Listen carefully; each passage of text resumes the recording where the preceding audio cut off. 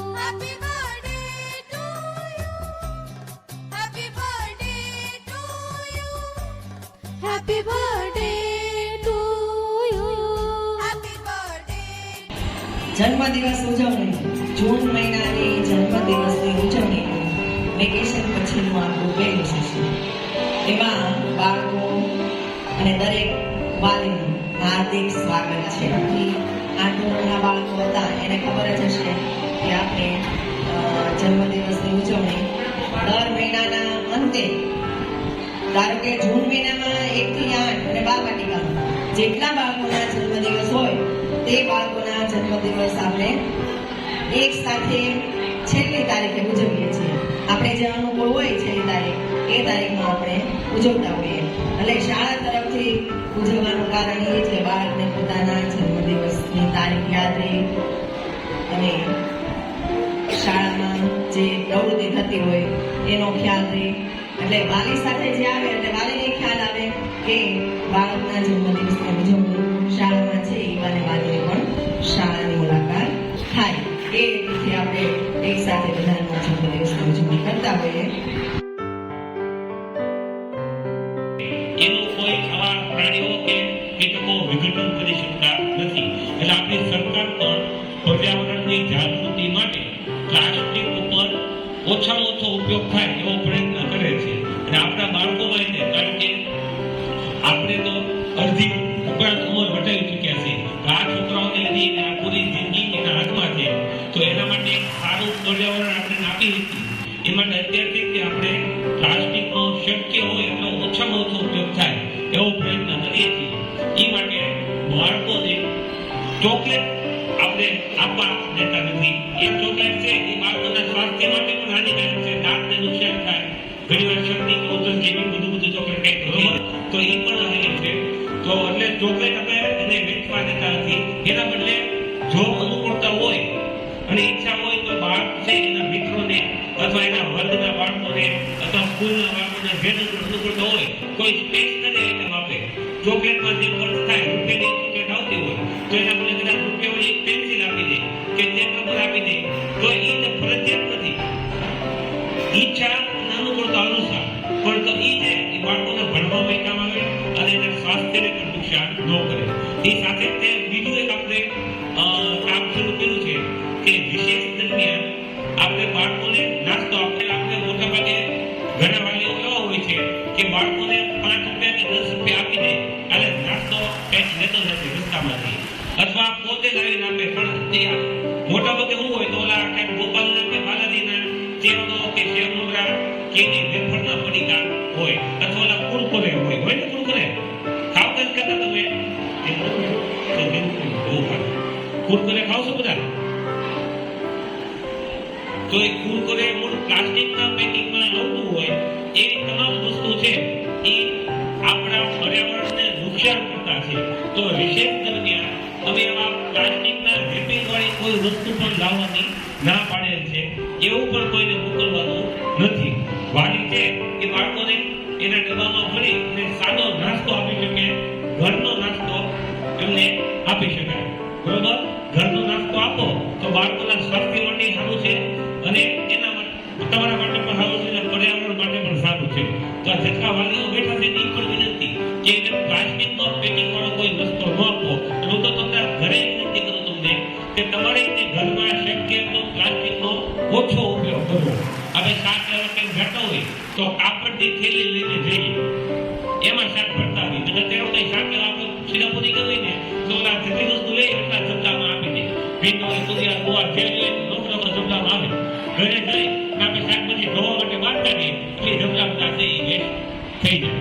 અને એ વેસ્ટ થાય એ છેવટે આપણે કદાચ આપણે કચરા પેટીમાં નાખીએ, એ કચરા પેટીમાંથી કદાચ નગરપાલિકાની વાન લઈ જાય તો એ કચરો એ તો કચરો જ છે. તમારા ઘરે નહીં તો બહાર, અને બહાર નહીં તો નગરપાલિકાનું જે ડમ્પિંગ યાર્ડ છે ત્યાં પછી ભેગો તો થવાનો છે, એનું વિઘટન થતું નથી. તો શક્ય એવો પ્લાસ્ટિકનો તમે પણ ઓછામાં ઓછો ઉપયોગ કરો એવી અમારી આપણી સ્કૂલ તરફથી વિનંતી છે. આ ઉપરાંત આપણે જે નાના નાના બાળકોના જન્મદિવસની ઉજવણી કરીએ છીએ સાથે સાથે એક ભેટ તરીકે પેન અને જન્મદિવસનું કાર્ડ આપણે સ્કૂલ તરફથી આપીએ છીએ અને ગિફ્ટ તરીકે આ કાર્ડમાં પણ પણ બાળકો અને વાલીઓ માટે નાનકડો એવો સંદેશ અમે આપેલો છે કે બાળકો એ વાંચે, વાલીઓ વાંચે અને એનો અમલ કરે તો એનાથી બાળકના સારા ઘડતરમાં એક ફાયદો થાય. સાથે સાથે દરેક જ્યારે આપણે જન્મદિવસની ઉજવણી કરીએ ત્યારે દરેક બાળકને એક સંકલ્પ લેવડાવીએ છીએ. આપણે કેમ નવું વર્ષ હોય ત્યારે કોઈ ઓલી રાખીએ કે આગલા વર્ષે આટલું આમ કરીશું, એમ દરેક બાળક છે એ પોતાના જન્મ દિવસે કોઈ એક નૂતન સંકલ્પ લે. એવું નાના બાળકો નાનો એવો સંકલ્પ પણ હોઈ શકે કે આજથી રોજ હું મારા માતા પિતાના પગે લાગીને આવીશ, અથવા ઘણા બાળક એવો સંકલ્પ લે કે ભાઈ હું રોજ લેસન કરીને આવીશ, અથવા હું કચરો કચરા પેટીમાં નાખીશ. પણ આવો જે સંકલ્પ બાળકો લે છે એ સંકલ્પને કારણે એનામાં એક નિયમિતતાની ભાવના આવે અને થોડું ઘણું એનામાં શ્રેષ્ઠના ગુણનું પણ પાલન થાય કે મેં જે સંકલ્પ લીધો હતો એ સંકલ્પ છે મારે પાલન કરવાનું છે. એટલે વાલીઓ બેઠા છે એને પણ વિનંતી કે જે તમારા બાળકો જે સંકલ્પ આયા લે તો એને યાદ કરજો, એ પાલન થાય એવા પ્રયત્ન કરજો. તો જન્મદિવસની ઉજવણીની શરૂઆત આપણે 8મા ધોરણથી કરી રાખીએ કે બાલવાડી કાળ વર્ષ એટલે જોઈ લઈએ કેવી રીતના સંકલ્પ લેવાનું શરૂ કરવાનું, બરોબર? અને મોડા હોય આવી જાય, બરોબર? ધોરણ 8ના બાળકો જેનો જન્મદિવસ હોય એ ઉભા થાય. નિશાબેન ઉભા થાવ. આપો નિશાબેન કરવાની આવે છે કીધું તો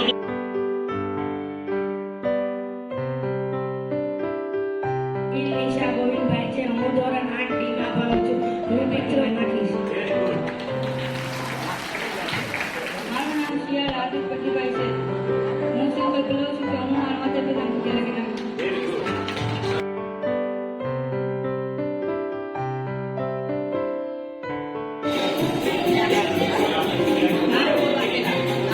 મારું નામ વાલિયા ગોવિંદભાઈ છે. હું ધોરણ 7 ડીમાં અભ્યાસ કરું છું. હું સંકલ્પ લઉં છું કે કચરા પેટી રાખીશ. મારું નામ વાલિયા છે. મારું નામ મને બાબુ છે. બારી હું ધોરણ 7માં ભણું છું. હું સંકલ્પ લઉં છું કે રોજ માતા પિતાને પગે લાગીશ. મારું નામ પરમાર દેવરાજ રોહિતભાઈ છે. હું ધોરણ 7 સીમાં ભણું છું. હું સંકલ્પ લઉં છું કે હું માતા પિતાને પગે લાગીશ. મારું નામ મારિયા તન્વી પ્રવીણભાઈ છે. હું ધોરણ 7 માં ભણું છું. હું રોજ માતા પિતાને પગે લાગીને આવીશ. છૂટા પાડવાના છે એટલે બીજા બધાને સમજાય. ચાલો ધોરણ 6 ના ભાઈઓ અને બહેનો જેનો જન્મદિવસ હોય એ અહીં આવી જાય. ચાલો ધોરણ 6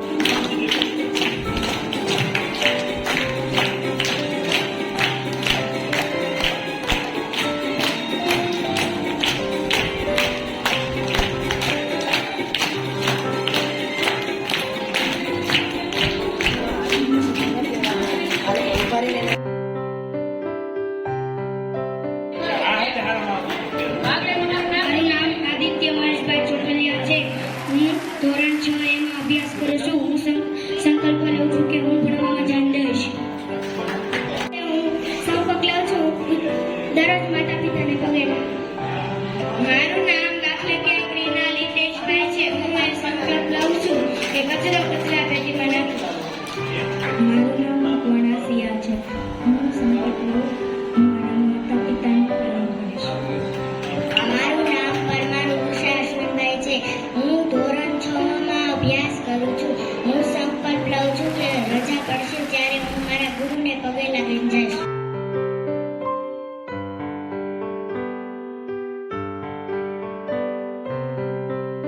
બાળકોના વાલીઓ આવ્યા હોય તો પણ આગળ આવી જાય, ફોટા આવી જાય એટલે મળી જાય.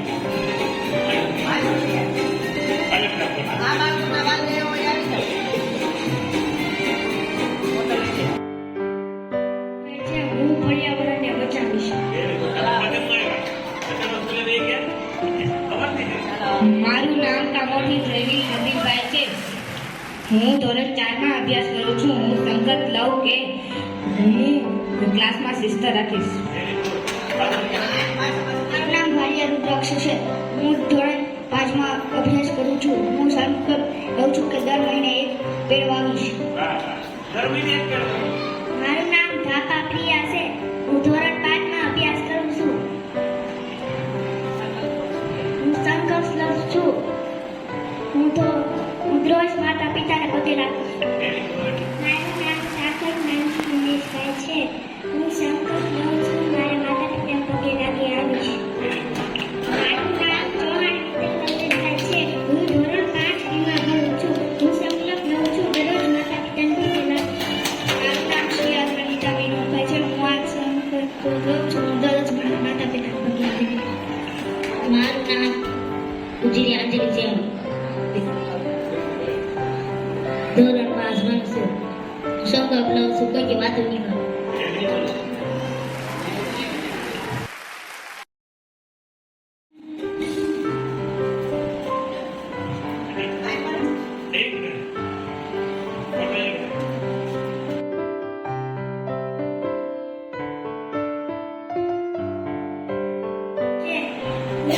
ચોથા ધોરણમાં અભ્યાસ કરું છું. હું સંકલ્પ લઈ માતા પિતાને પગે લાગી. મારું નામ શિયાળ હાર્દિક છે.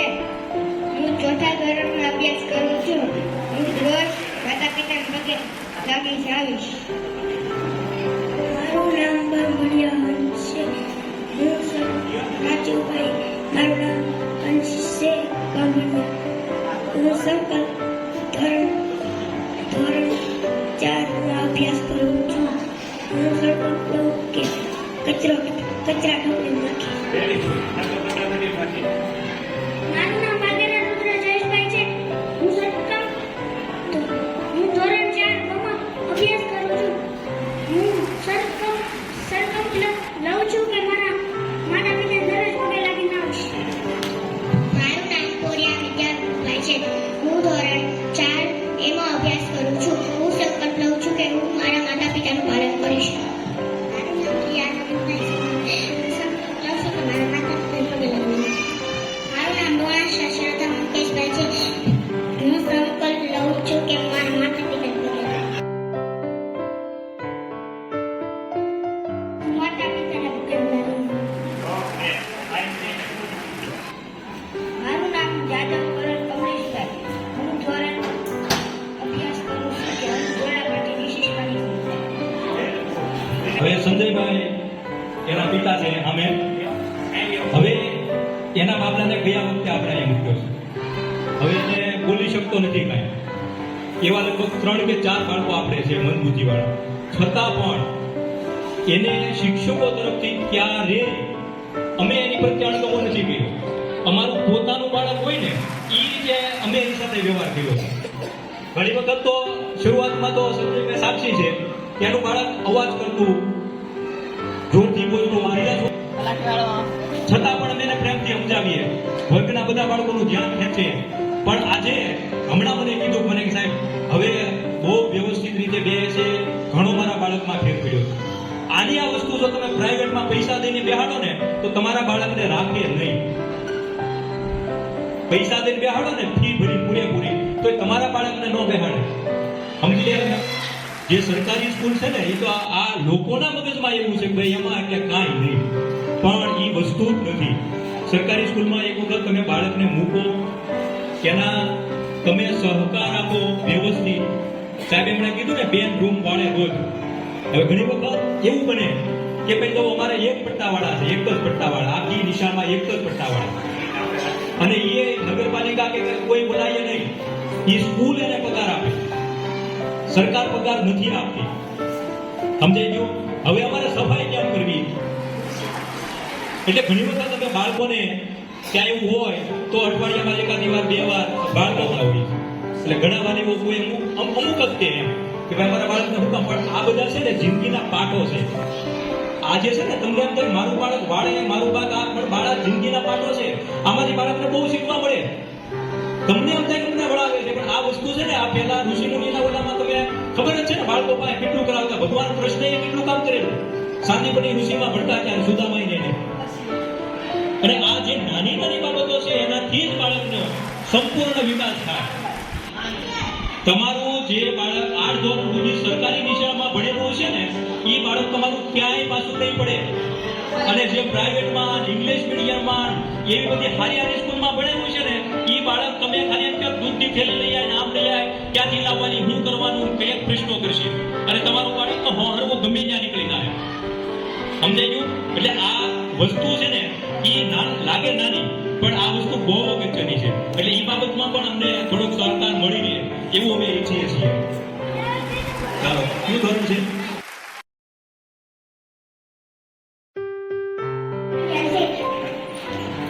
હું બીજું ધોરણ ભણું છું. હું સફળ બની શકે હું મારા પિતાને પગે લાગીને. મારા નામ જાદવ ઉર્વશી સુરેશભાઈ છે. આજે હું એક સંકલ્પ લઉં છું. હું ભણવામાં ધ્યાન દઈશ. મારું નામ અંબાણીબેન યાદવાભાઈ છે. હું ધોરણ 2 માં અભ્યાસ કરું છું. હું સંકલ્પ લઉં છું કે હું કચરો કચરાપેટી મને. મારું નામ ભીરેન્દ્રી સંજયભાઈ છે. હું સંકલ્પ લઉં હું ધોરણ 2 માં અભ્યાસ કરું છું. હું સંકલ્પ લઉં છું હું મારી પ્રેમથી શાળામાં આખી શાળાને ચોખ્ખી રાખીશ. મારું નામ મનીષ છે. હું એવો સંકલ્પ લઉં કે હું કચરાપેટીમાં ભરું. મારું નામ અખિલ નીતિનભાઈ સરૈયા છે. હું ધોરણ 2 માં ભણું છું. હું સંકલ્પ લઉં છું કે હું કચરો કચરાપેટીમાં નાખીશ. મારું નામ વિડીયો મુંજે. ધોરણ બીજું ભણું છું. હું સંકલ્પ લઉં છું મારા માતા પિતાને પગે લાગીશ. મારું નામ બારિયા જયનામ છે. હું સંકલ્પ લઉં છું કે મારા ભગવાનને પગે લાગીને આવીશ. મારું નામ બારિયા સંદીપભાઈ છે. હું સંકલ્પ લઉં છું કે હું માતાજીને પગે લાગીને આવીશ. મારું નામ ચંદ્રભાઈ કાળભાઈ છે. હું માતા પિતાને પગે લાગીને આવીશ.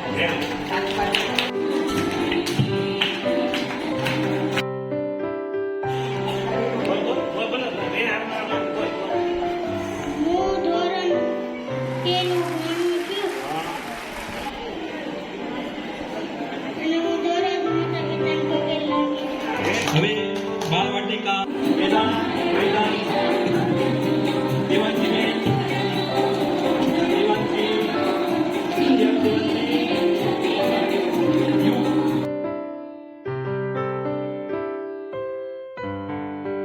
સાથે હું બાળવાટિકામાં ભણું છું. મારા પિતાને પગે લાગીને આવીશ. મારું નામ દીક્ષા છે. હું બાળવાટિકામાં ભણું છું. હું રોજે છે ને માતા પિતાને પગે લાગીને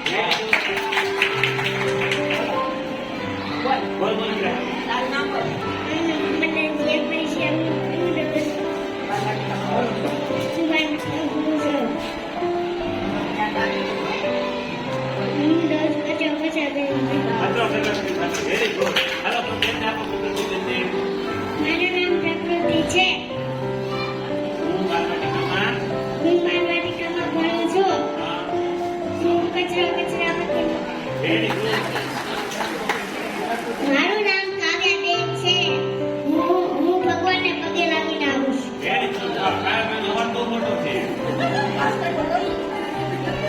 મારું નામ ગોયલ જીએમ સમીરભાઈ છે.